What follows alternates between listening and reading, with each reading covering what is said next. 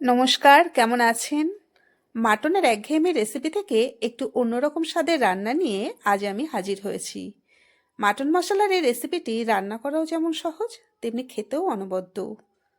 আশা করি রেসিপিটি আপনাদের ভালো লাগবে। রেসিপিটি সম্পূর্ণ দেখার জন্য অনুরোধ রইল। সম্পূর্ণ ঘরোয়া উপকরণ দিয়ে খুব সহজেই এই রান্নাটি করে নেওয়া যায়।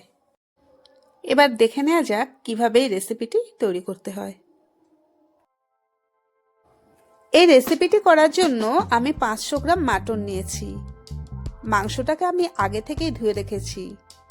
এবার এটাকে আমি ম্যারিনেট করে রাখবো এবং এই ম্যারিনেট করার জন্য আমি এর মধ্যে সামান্য নুন, হলুদ গুঁড়ো,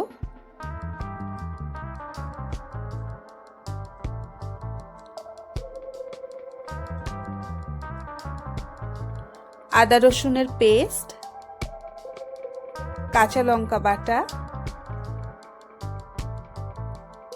1 চামচ জিরে গুঁড়ো, 1 চামচ ধনে গুঁড়ো মিশিয়ে দিলাম।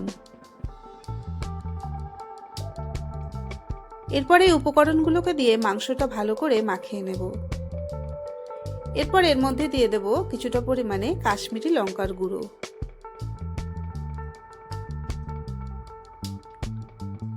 এবার এর মধ্যে দিয়ে দেব 1 ছিপি মতন ভিনিগার। এবার সমস্ত উপকরণগুলোকে মেখে আমি ঢাকা দিয়ে 3 ঘন্টা মতো রেখে দেব। এবার একটা কড়াইয়ের মধ্যে আমি পরিমাণ মতো সরষের তেল দিলাম। এরপর এর মধ্যে দিয়ে দেব একটা শুকনো লঙ্কা, গরম মশলা ও তেজপাতা ফোড়ন। এরপর পেঁয়াজ কুচিগুলোকে দিয়ে এর মধ্যে আমি ভেজে নেব।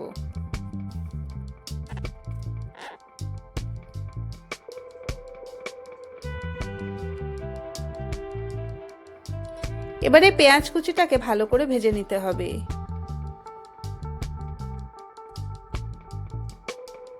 যখন বাদামি কালার হয়ে যাবে তখন ওই ম্যারিনেট করা মাংসটা আমি এই পেঁয়াজের মধ্যে দিয়ে দেব। এরপর মাংসটাকে আমি ভালো করে কষতে থাকব।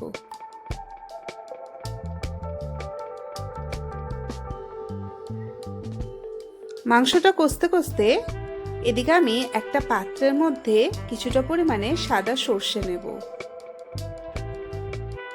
এবার সাদা সর্ষেটাকে জল দিয়ে আমি বেশ কিছুক্ষণ ভিজিয়ে রেখে দেব। এরপরে মাংসের মধ্যে আমি কিছুটা পরিমাণে টমেটো দিয়ে দিলাম। টমেটোটা দেওয়ার পরে মাংসটাকে আবার ভালো করে কষে নেব।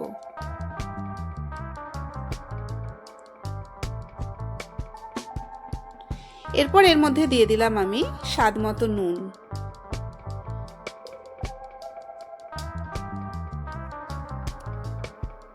এরপর যে সর্ষেটা ভিজিয়ে রেখেছিলাম সেটাকে আমি বেটে নেব।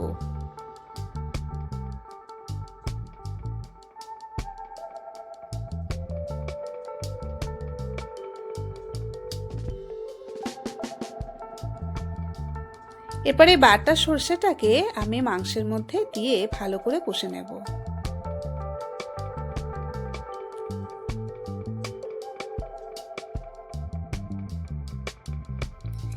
এভাবে মাংসটাকে আমি 30 মিনিট মতো ভালো করে কষতে থাকবো, যাতে মাংসের স্বাদ ভালো হয়।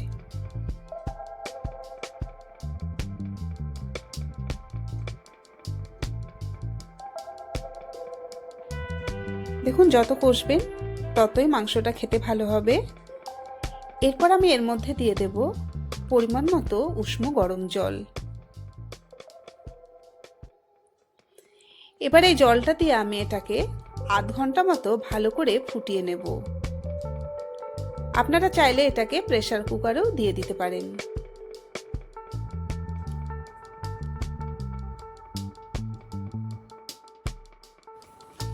আধ ঘন্টা এভাবে ফোটানোর পরে মাংসটা দেখবেন রেডি হয়ে গেছে। এরপরে আমি এর মধ্যে দিয়ে দেব কাঁচা লঙ্কা। দেখুন, আমি গাছ থেকে সতেজ কাঁচা লঙ্কা আছে, এগুলোকে তুলে নিচ্ছি।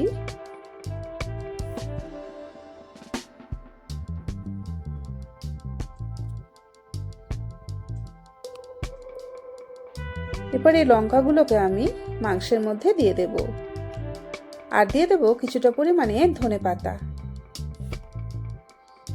রেসিপিটি সম্পূর্ণ দেখার জন্য অসংখ্য ধন্যবাদ। যদি রেসিপিটি ভালো লাগে তাহলে অবশ্যই একটি লাইক ও কমেন্ট করে জানাবেন, এবং চ্যানেলটিকে অবশ্যই সাবস্ক্রাইব করে পাশে থাকবেন। আপনাদের ভালোবাসাই আমাকে আরও নতুন নতুন ভিডিও তৈরি করতে সাহায্য করবে। ধন্যবাদ। ভালো থাকবেন, সুস্থ থাকবেন।